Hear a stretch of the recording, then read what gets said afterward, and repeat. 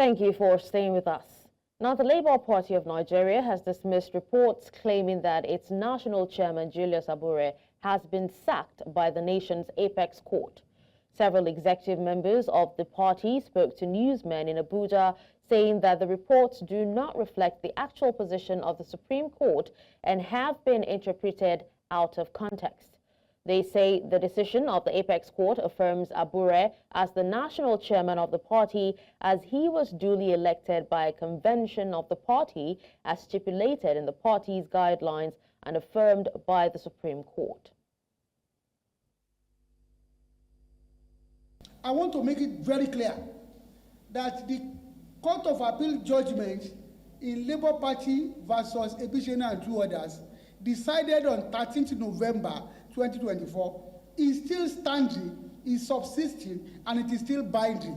That judgment has not been appealed against. That judgment said that the leadership of the party rests on the National Executive Committee led by Barrister Julius Abure. That judgment is still there. The Supreme Court today did not set aside that judgment. What the Supreme Court said was that the Court of Appeal, in the appeal filed by Nenadi, shouldn't have made any reference to anything concerning leadership. They should have just kept quiet. Since that court said it did not have jurisdiction, it should have not gone any further. Today, Labour Party is standing tall with the National Executive Committee elected on March 27, 2024. And we stand on that. Today in the court, there was nowhere they said that Julius Abure ceases to be the national chairman of Labour Party.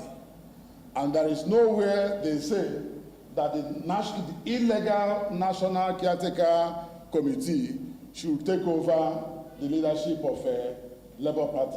In fact, the illegal National Caretaker Committee was not mentioned anywhere throughout the proceedings in the court today. In the constitution of the party, you have the ward executive, you have the local government executive, you have the state executive, you have the national working committee, you have the national executive committee, and you have the national convention. This is what the party is all about. The people that are running about, they should tell you which one did they belong to in all of this.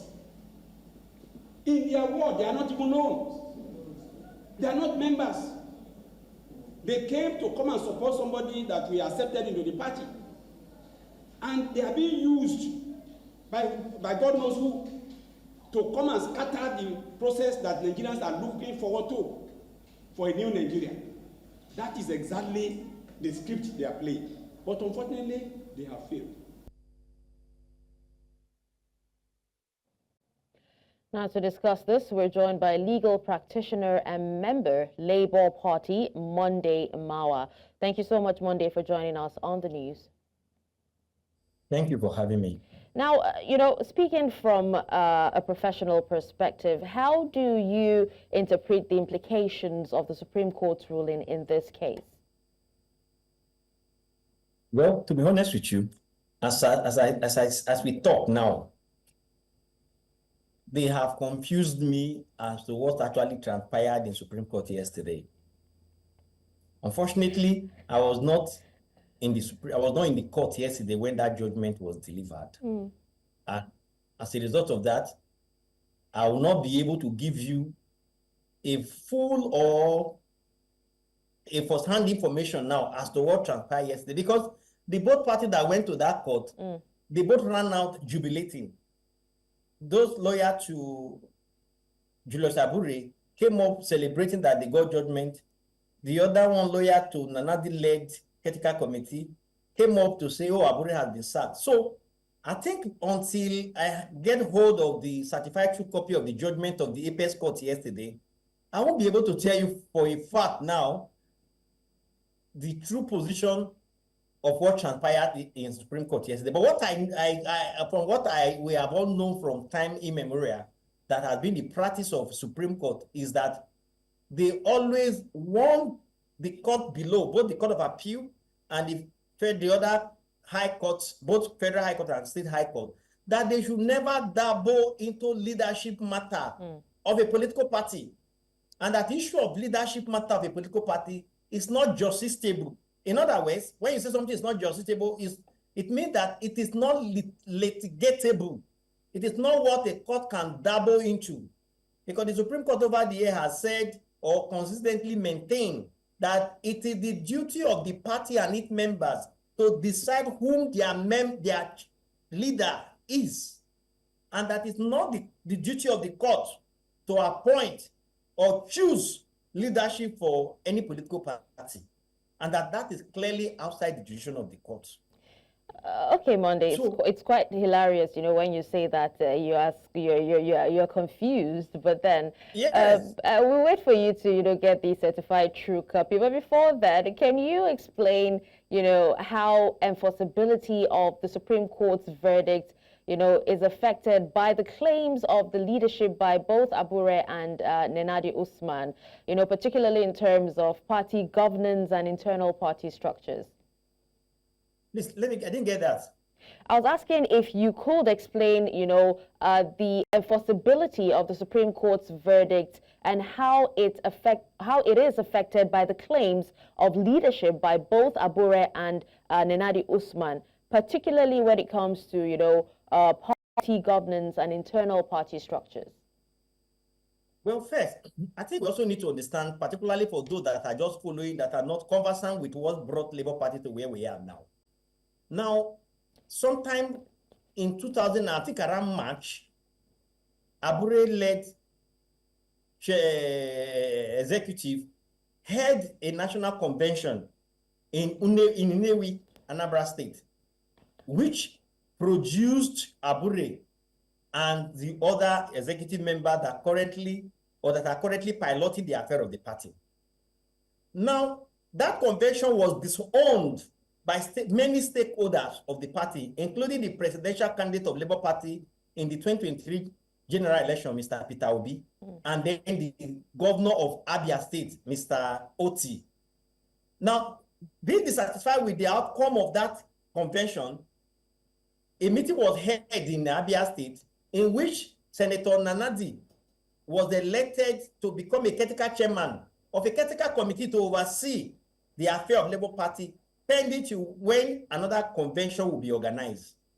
Now, as a result of that, Abure was denied entrance into INEC quarterly meeting.